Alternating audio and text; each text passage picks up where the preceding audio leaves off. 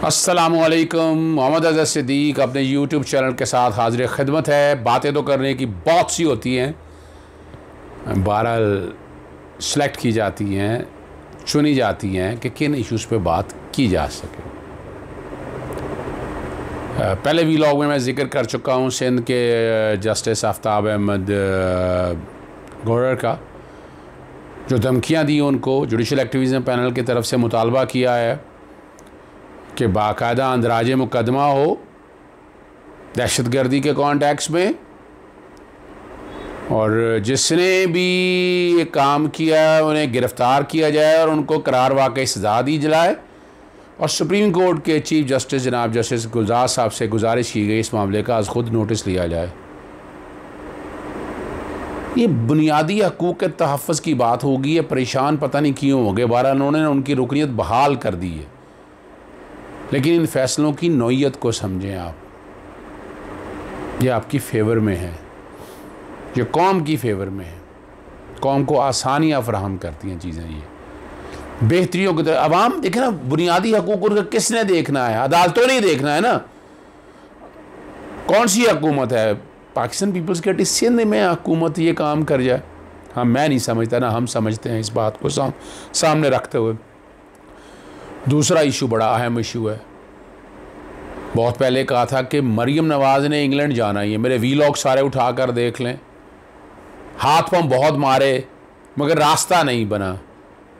कोई डैडी जो है मियां नवाज शरीफ वो बाहर हैं और उन्हें दुख और अफसोस बड़ा है इस बात का, और उन्होंने डांटा भी है, पैगाम भी भिजवाया है कि हमजा शरीफ की बेल क्यों हो गई, क्योंकि हमजा के बाहर आने से वो जो बदमाशी का, जो ब्लैकमेलिंग का जो तरीका रखना चाहते थे वो शायद पूरा नहीं हो सकेगा।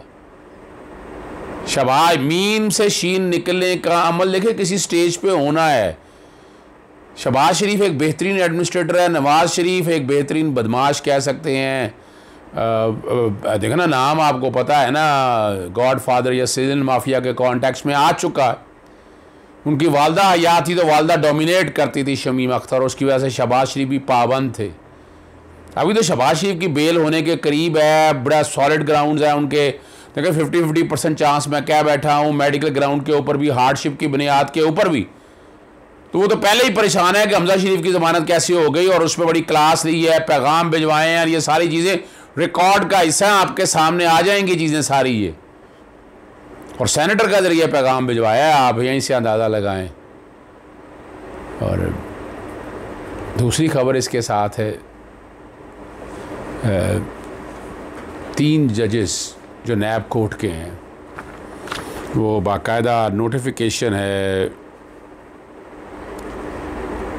रजिस्ट्रार लाहौर हाई कोर्ट का, उसके अंदर जिक्र है, मैं पढ़ देता हूँ उनकी ट्रांसफ़र का। एहतसाब जज के जज हैं अकमल ख़ान, अमजद नज़ीर चौधरी और एडमिन जज हैं जवादुल हसन। ये बड़े अहम केस सुन रहे थे, बड़े अहम केसेस सुन रहे थे, और ये 3 साल के लिए तैनातियाँ हैं, 3 साल के लिए तैनातियाँ हैं। और ये तैनातियाँ उससे पहले वफाकी हुकूमत ने मंगवाया या किसने मंगवाया है तैनातियाँ करने के लिए? 31 मार्च का है।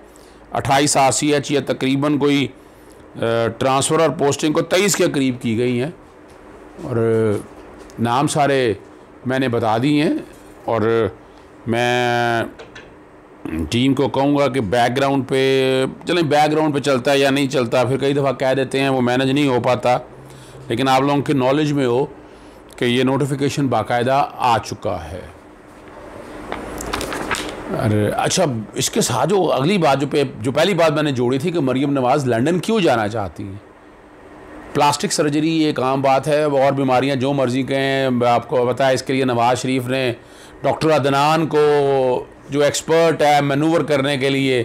अच्छा, वो हैरान कुन बात है, डॉक्टर किस चीज़ का, वो हार्ट का डॉक्टर भी बन गया, डर्माटोलॉजिस्ट भी बन गया, आप पता नहीं आगे क्या क्या बनेगा। वो उसको लिए स्पेशल मिशन इम्पॉसिबल के लिए भेजा, उसको मैनूवर करने के लिए चीज़ों को। पर अब मुश्किल है मैनूवर चीज़ें हो सकेंगी, चूँकि PDM का प्लान जो है वो तो नाकाम हो गया ना, वो भांडा फूट गया हमजा शरीफ के बाहर आने की वजह से।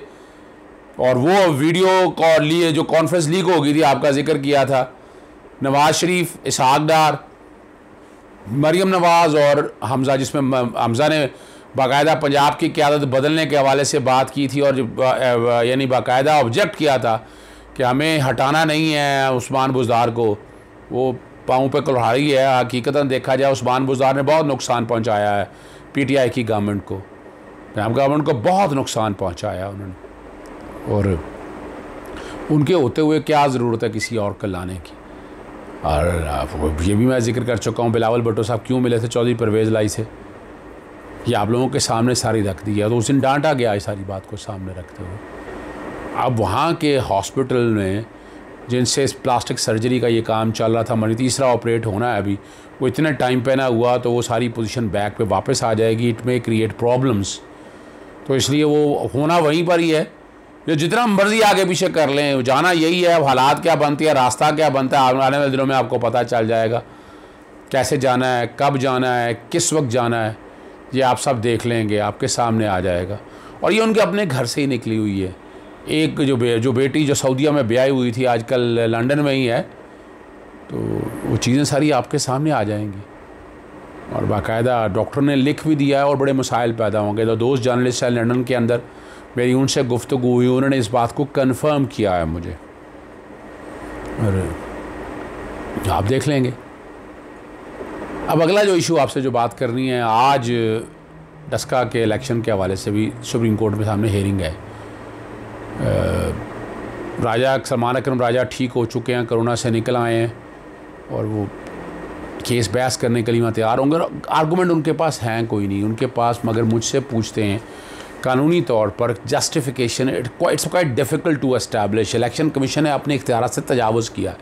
सेक्शन 9 जिसमें ये सारा इलेक्शन सेट असाइड कर दिया, ये इख्तियार आपको पता है सेनेट के इलेक्शन में नहीं हुआ। एप्लीकेशन आई पहले 18 की, फिर 23 की, और जो नोटिस भी जारी हुए, जो नोटिस भी आपको याद होगा, मैं बताना चाहता हूँ कि नोटिस भी जारी हुए थे वो 23 के कॉन्टेक्स्ट में इलेक्शन कमीशन ने जारी किया था। और फिर फरवरी में ही 1000 सफ़े की सलमान अकरम राजा ने एप्लीकेशन दी अपने थी। वो इलेक्शन कमीशन के रिकॉर्ड में ना नोटिस हुआ ना कॉपी मिली। और रिटर्निंग ऑफिसर ने भी आपके सामने बताया, मैंने अपने वीलॉग में बताया था, रिटर्निंग ऑफिसर ने आकर सारे इलेक्शन में तो हर जगह तो नहीं ऐसी बेज़ब्त की हुई या तोड़ फोड़ या ऐसी हंगामाराई हुई, तो इस पर चीफ इलेक्शन कमीशन ने बरहमी का इजहार किया था। और ये बकायदा सलमान राजा ने अपने जवाब में लिख दिया। तो अब उन्हें जस्टिफाई करना है ना, अभी तक तो कोर्ट को वो सेटिस्फाई नहीं कर सके कि पूरे हल्के के इलेक्शन क्यों करवाने। आपको पता है जो 10 अप्रैल को इलेक्शन होने थे वो तो रोक दिए हैं, वो तो कह दिया पोस्टपोन कर दिए।